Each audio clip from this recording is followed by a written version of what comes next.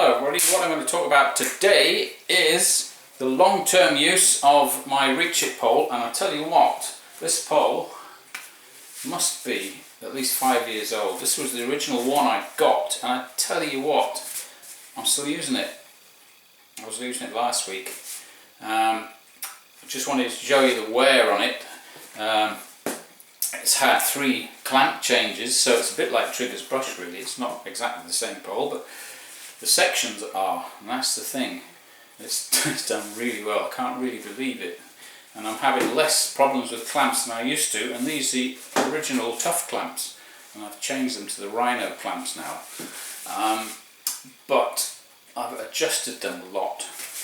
What I've had to do is, you look closely here between the clamps, what I've done is cut a small section out off each clamp so there's more gap here. Plus the levers are not the original ones to these clamps as well. These are the Rhino clamp levers, okay, and they work fantastic. I'll show you another example of a pole which I've got here, which shows, illustrates better what I'm talking about. This is a pole I resurrected, and I'm going to be doing a video on this one. I resurrected this yesterday and it works perfectly now, but you see all the gaps here. All I've done is just sawn out with a hacksaw a little section of each clamp, so now there's actually a gap. You see how it springs apart there? So when you close it, there's still room, which allows for wear.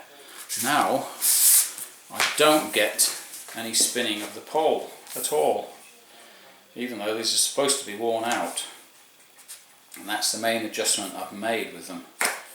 And I could twist it if I really tried, but you're not supposed to. I mean, that is fantastic. Even the very top one, which is usually a problem, there's no spinning at all now, at all. So I'm going to do a video on that pole later on, but back to the original one here. It must be 5 years old. Incredible. And you might notice here I've put tape between. That's because the wear just here, you can either saw this section off, okay, so you don't get that worn bit anymore, because when you close the pole and you're working downstairs, that's where they tend to revolve mostly, or spin, and you'll get most of the wear. But by putting tape there, even on a brand new pole, then the wear will occur prior to that, you see, and then you can take the tape off and you've still got the good piece of pole further up at the top. Okay, so you can do it that way, but I put the tape here because there's wear already in these sections, except for the very bottom ones. These don't tend to wear much at all. It's still like a brand new pole at the bottom here, even though it's 5 years old. Listen to that, clicks lovely.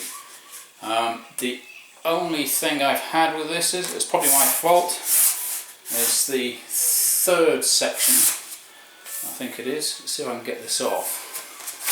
And I've wrecked it. This was the section that will have had, there's a bit of old tape on there. I've actually split it. Originally, you can see the split there. Originally, there was a small ferrule on that section, a steel ferrule that went around there, and I must have wrapped it, smashed it into the floor there, and I smashed it. But I did get an old pole which is supposed to be completely worn out. Somebody's given me a Reach-iT pole. I'm going to replace that section, so this pole is going to live on, because the section on that one is a lot better than this, so I've got no problems at all. That's the worst thing that's happened to this pole. Apart from that, it's perfectly usable. I can't really believe it, because at first I was having more problems than I am now. Of course, my technique's improved as well, and I'm learning to use the pole with a bit more respect. I used to just throw it around and bash it about, but now I really try and look after it. And not only that, I have my pole hose on the outside, you see, of the pole, rather than right down the centre, which tends to drag in a lot more dirt, etc.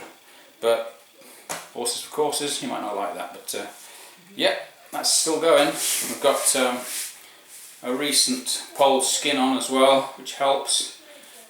You've got stainless steel end defender caps, but I even protect those as well. I haven't got one on there at the moment because I've just put that pole sleeve on there, whereas this one, this is what it will look like. All it is squeegee blade. I've done a video on this before. Old squeegee blade taped on the bottom, and that protects the bottom of the hose as well. And if you want your pole hose through the centre, you still can, of course, and that works a treat. With the newer type of the Reach-iT pole sleeve, you get a big zip on this one, so you can get it on and off without having to take the end cap off. Because look at the size of the zip.